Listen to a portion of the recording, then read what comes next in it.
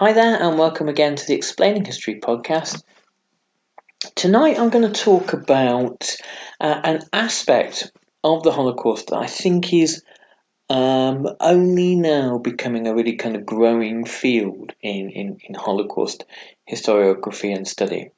I was reading through Nicholas Fashman's brilliant book KL, which I've read, talked about on here many times before. There was a chapter on the development of the gas chambers at Auschwitz. It's a well-known story about how in September 1941 in Auschwitz I, Russian soldiers were the first victims of the gas chambers. And reading through it, part of me wondered whether this actual aspect of looking at the Holocaust is in some ways gratuitous, is that the right word? Not to suggest that we should shy away from the really dark aspects of 20th century history. There wouldn't be much of a podcast to do if we did that.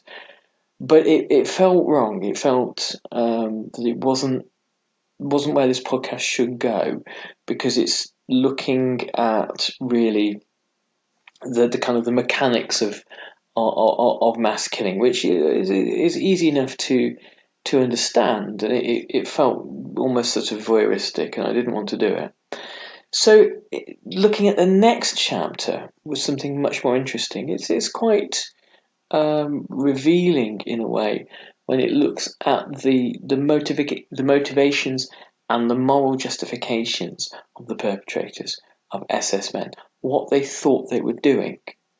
And the unpleasant truth is that people that commit acts of mass brutality invariably, on some level, see themselves, on some superficial level, see themselves as vindicated.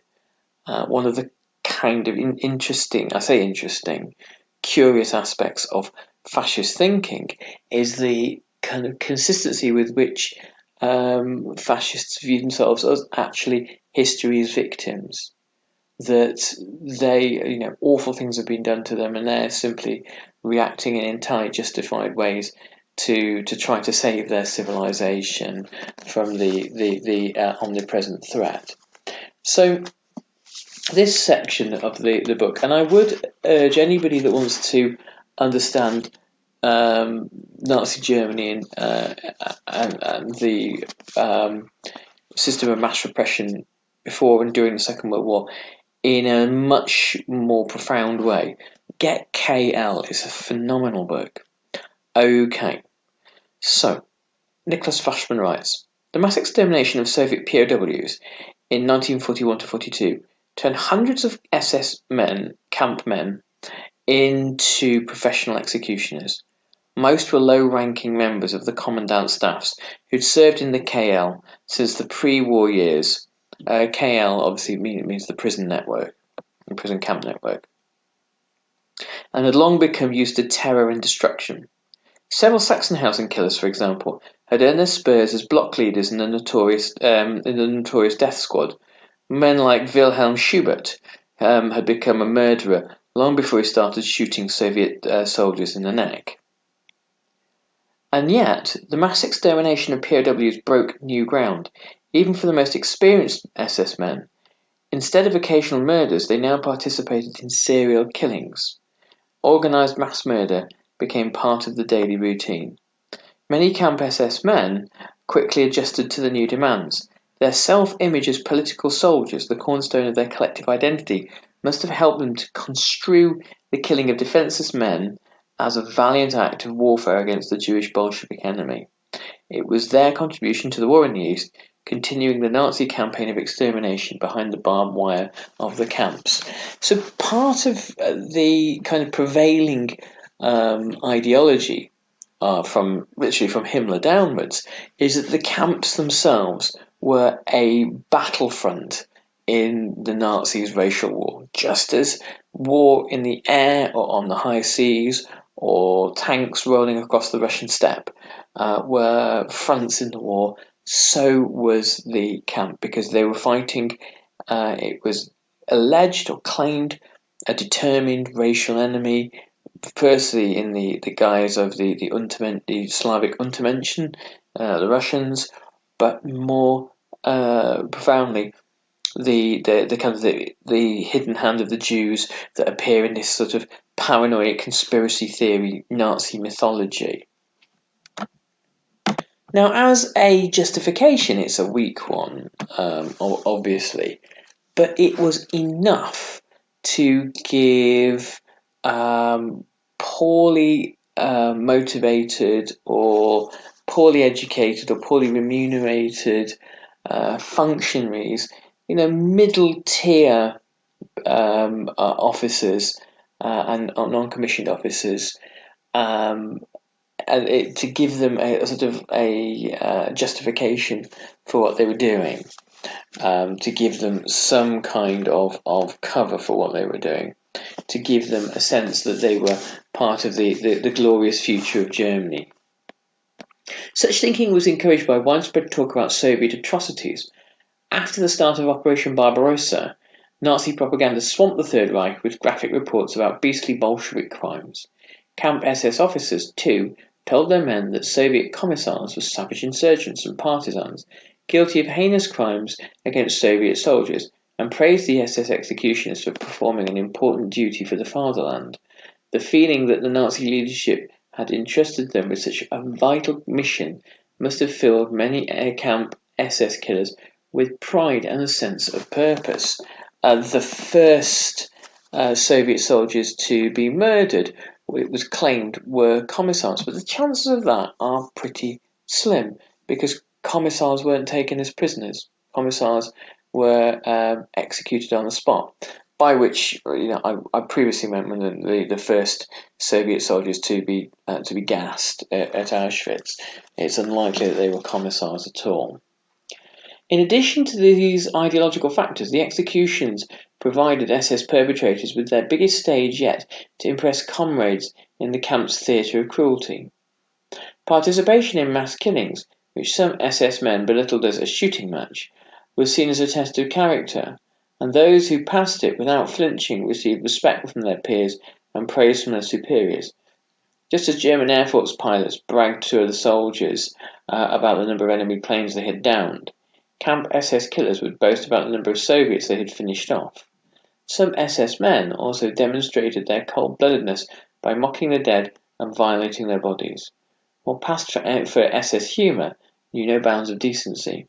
On the Dachau shooting range, an SS man once grabbed a long wooden stick and aimed a swing at the genitals of a murdered Soviet prisoner, shouting to his colleagues, "Look here, he is still standing."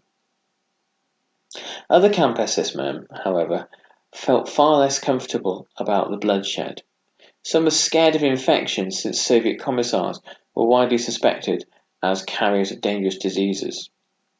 SS killers in the next shooting barracks wore protective clothing and cellophane masks, but despite these precautions, several of them contracted typhus. Brought inside from the abominable POW camps, one block leader died as a result. A number of SS men harboured doubts about the righteousness of the whole operation.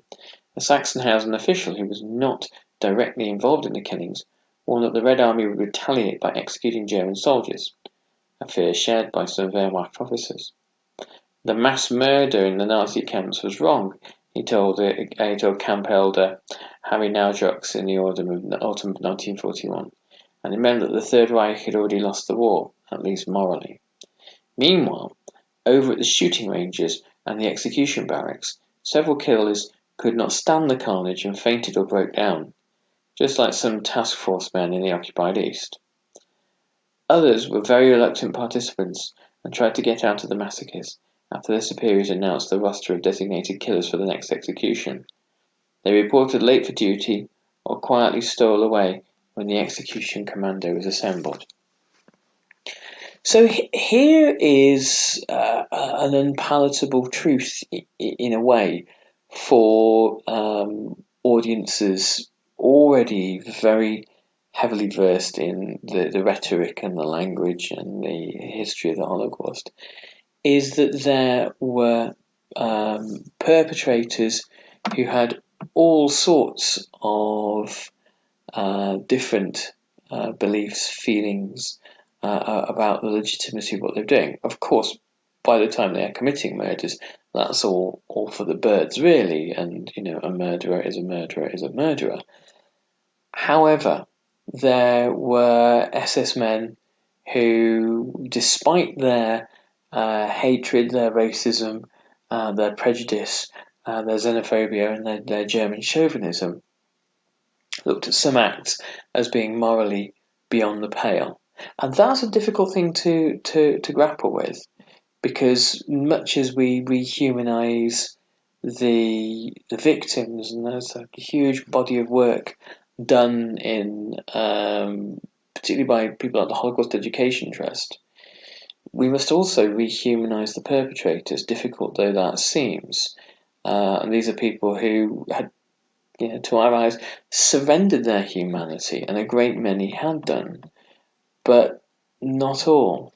And for many, that sort of spark of humanity, if you will, was very, very difficult to erase, and many were incapable of fully losing it.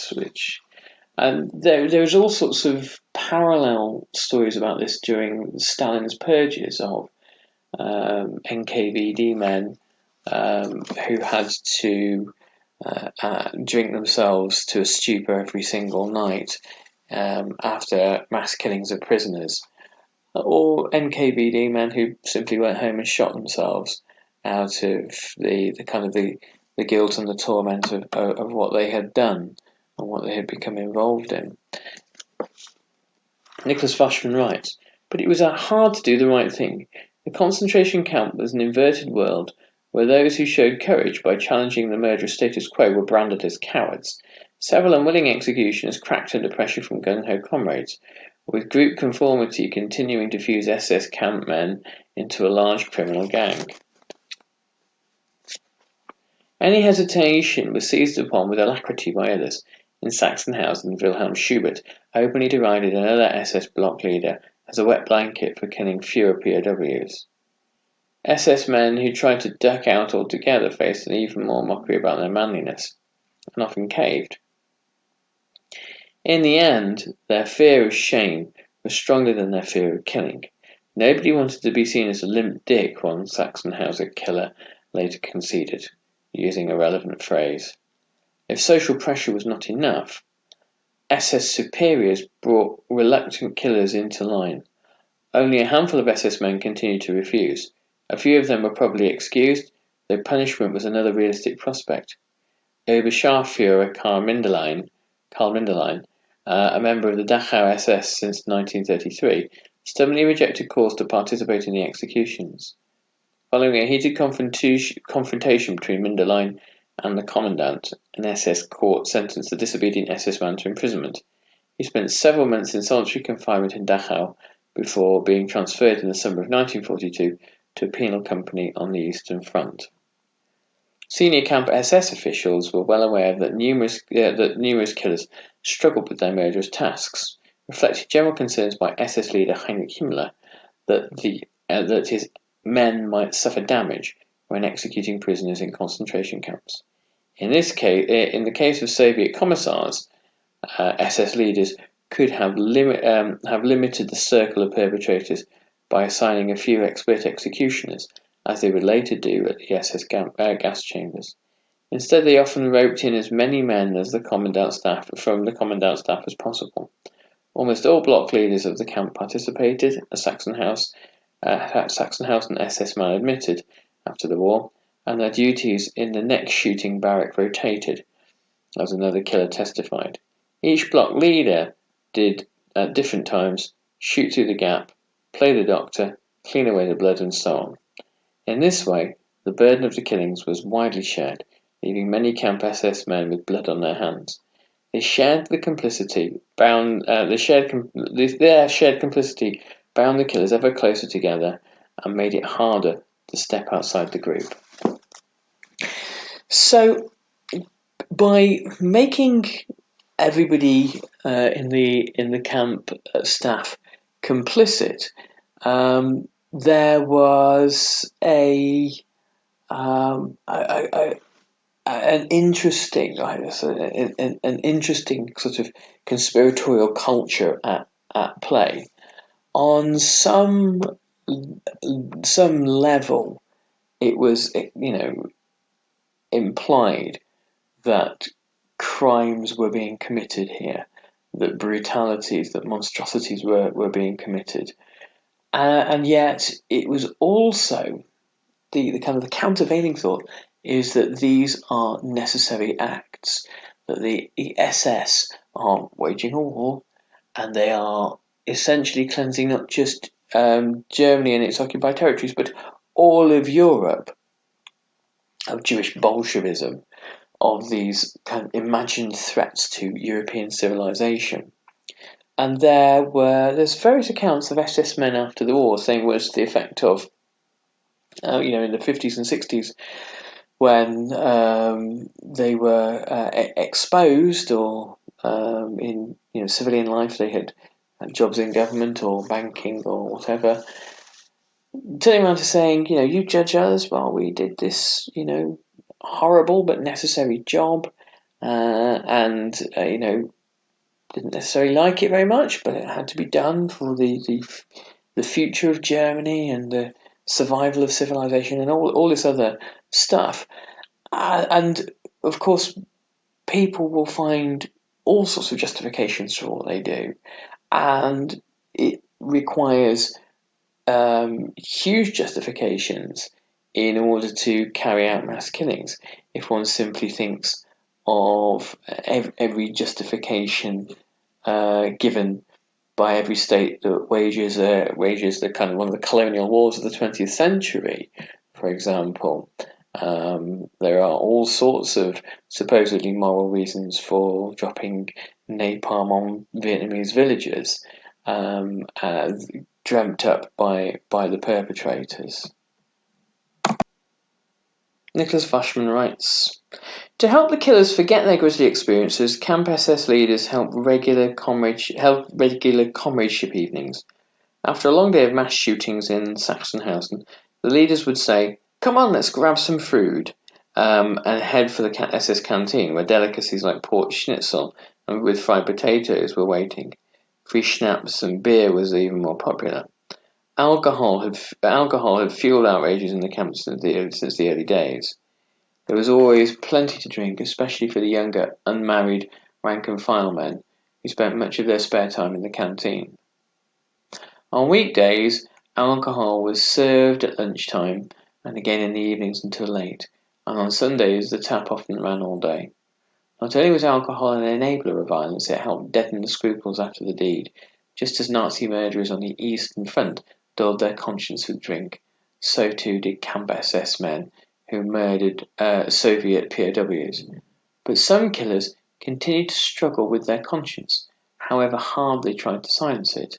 The Sachsenhausen block leader Max Schumann, who was known as a reluctant killer, once drunkenly asked a political prisoner whether he looked like a murderer. When the prisoner answered in the negative, Schumann replied, but I am one, and unburdened himself about the shootings. Now, it's in this context that Richard J. Evans' essay in his book, The Third Reich War, his chapter, German Moralities, makes a lot of sense. Richard J. Evans argues that the Holocaust was, by 1942, an open secret, i.e. anybody in Germany who wanted to know could know, but nobody did want to know. And the reason why anybody in Germany who wanted to know could know was for that exact reason, that there were people who had a need to talk about what was happening, a deep human need to express some sort of emotion, some sort of feeling, some sort of distress, some sort of revulsion. In some instances, though, pride about what was happening, and a desire to morally justify what was happening.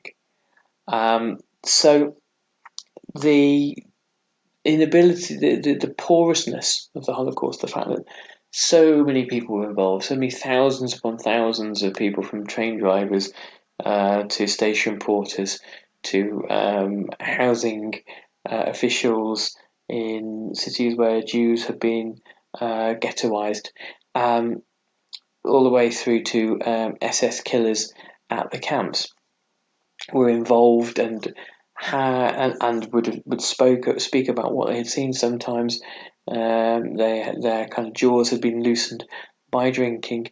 Meant that very quickly all of German society knew. And at some point in the future, I will look into that chapter, because it is really, really a really, really extraordinary piece of writing, and places the Holocaust in its wider social context, which is for me the really interesting bit. To lift the morale of their executioners, Camp SS leaders promised riches and glory. To show their appreciation of the fatherland, IKL buses distributed a one-off payment in November 1941. The SS killers at Grosswurzen, for instance, shared the tidy sum of 600 Reichsmarks between them. In the same month, the IKL asked commandants for the names of all SS members involved in executions, so that they could be awarded the military decorations. In the eyes of Heinrich Himmler, shooting Soviet POWs in the necks, gassing them, or giving them lethal injections merited an award for bravery. The Kriegsverdienstkreuz, second class with swords, an honour previously reserved in the camp SS for commandants. And so at the beginnings of the Second World War, and actually not at the beginning, beforehand in the 1938, Hitler talked about a racial war, a war without pity, a war without mercy, and this was the kind of war he's really talking about. Not only the kind of the hunger plan, the plan to exterminate to starve 30 million Russians to death in the East, but a war of camps, of mass killings, and of kind of racial reordering. And the Camp SS are the foot soldiers in that. They are the people, in the eyes of Himmler and Hitler, that are going to build the new racial order. So they need to be rewarded for the hard work they're doing. And in the kind of the fantasy version of reality that the Nazis existed in, the killing of defenseless prisoners was not simply the killing of the defenseless. It was waging war against what they viewed as, or convinced themselves as, a ruthless and implacable enemy that needed to be exterminated at any costs. But here is the kind of racial logic and illogic of Nazism. Okay, so if you've been catching my Ukraine updates, I'll be doing another one next week. I hope they're useful. You can find out about any updates I'm doing at www.explaininghistory.org. Check me out there. Also, we are 3 subscribers on YouTube away from 1,000. It's the slowest growing YouTube channel in history. But if you can go and do as a subscribe, we can hit that magic 1,000 subscribers. That would be awesome. And all contributions at Patreon gratefully accepted. Anyway, there we go. Must finish now. Thanks very much. All the best. Bye bye.